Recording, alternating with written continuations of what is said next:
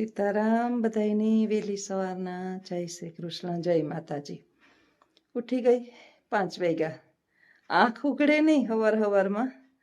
પેલા કે નીંદર ન આવે તો ગોળી લેવાની. આ નીંદર નથી ઉઠતી ને એની ગોળી લેવી છે. આવી તો જાય છે.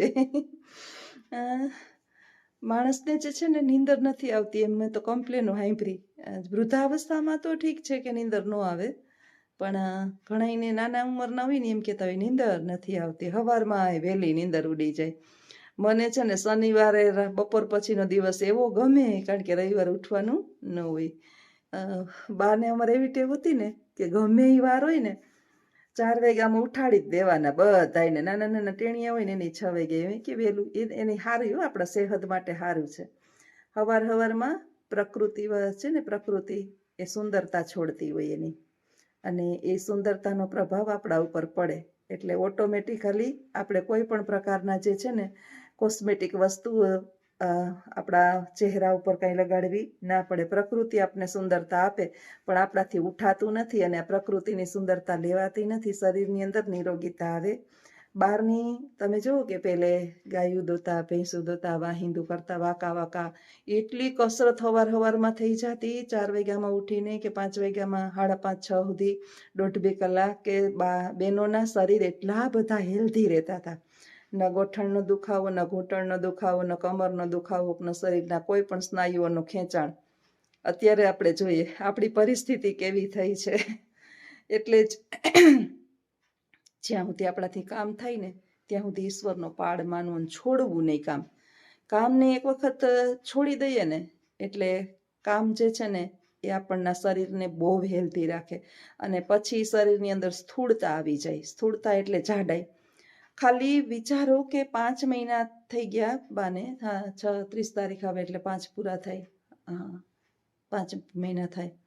5 મહિનાની અંદર 5-6 કિલો વજન જો વધી જતો હોય, ખાલી એટલું કામ ઓછું થયું બાનું, તો સતત આપણે બેઠા રહીએ અને આખો દિવસ ખુરશી ઉપર ઝોલા ખાઈએ તો શરીર કેવું થાય ને કેટલી બીમારીઓના રોગનો ભોગ બનીએ. એટલે કામ છે ને એ તો કસરત છે. એટલે મેં તો પછી નક્કી કરી લીધું કે બાપા આ શરીરમાં કોઈ પાણીનો ગ્લાસ આપે એમ છે નહીં.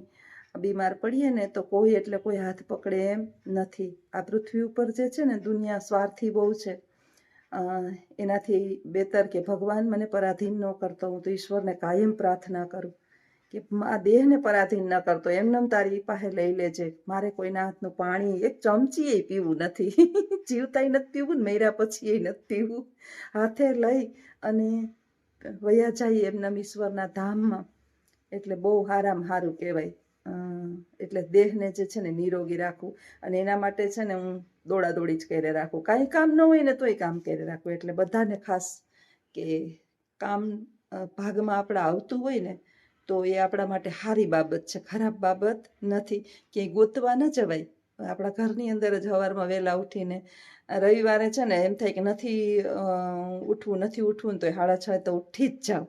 પછી એમ મનની અંદર એમ થાય કે રવિવારે આપણા જીવને શાંતિ નહીં, પણ એ બાબત સારી છે.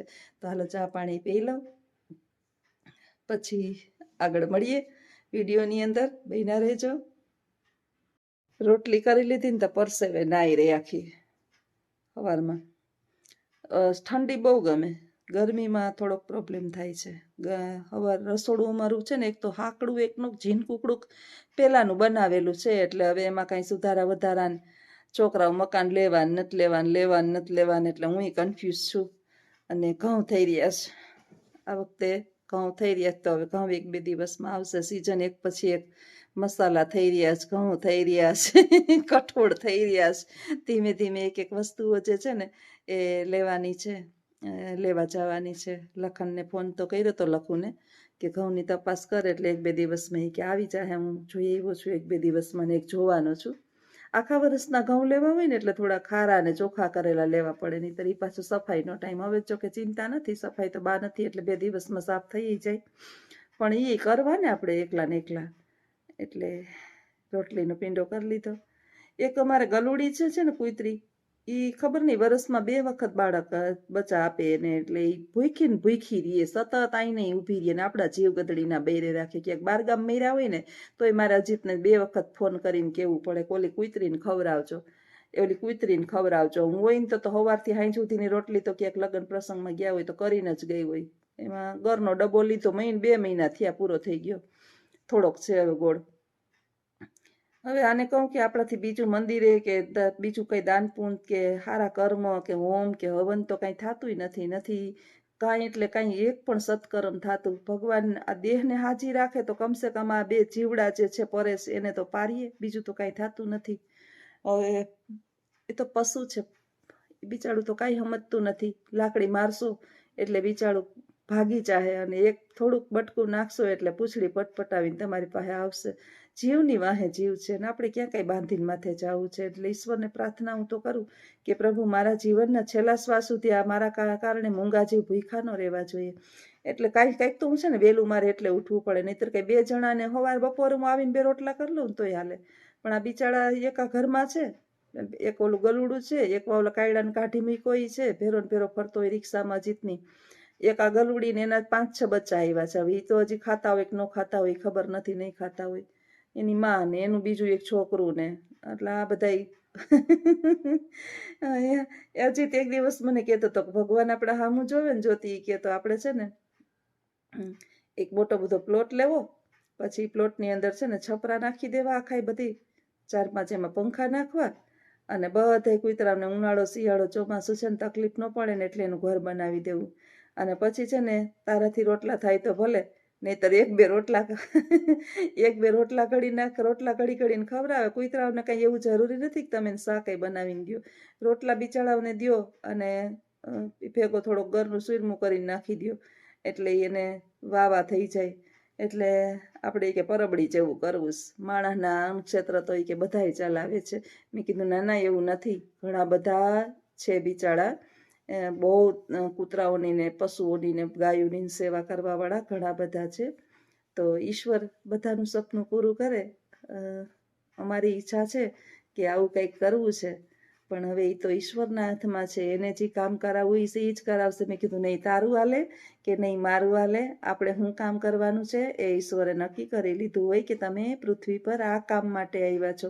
અમારે કડિયા પ્લોટની અંદર જે છે ને એક કડિયાના દાદા હતા, રામજી દાદા, હું પરણીને આવી ને ત્યારે એ આખો દિવસ કાવડ લઈ અને ગાયોને પાણી જ પાતા, સેવા આખો દિવસ. એક ગોઠણ લગીની ચડી પહેરે અને ઉઘાડે ડીલે 2 ડબ્બા રાખે અને આખો દિવસ ગાયોની ને સેવા ને લીલું ને ચારો ને આન તેન હાજા ને માંદા ને, એમ 1 સેકન્ડમાં મૃત્યુ પામ્યા. ને મને લાગે છે સ્વર્ગલોક એને ઈશ્વરે આપ્યું છે, અને કદાચ તો ભગવાન સાક્ષાત આ પૃથ્વી પર ગાયોની સેવા કરવા આવા લોકોને મોકલતા હોય છે.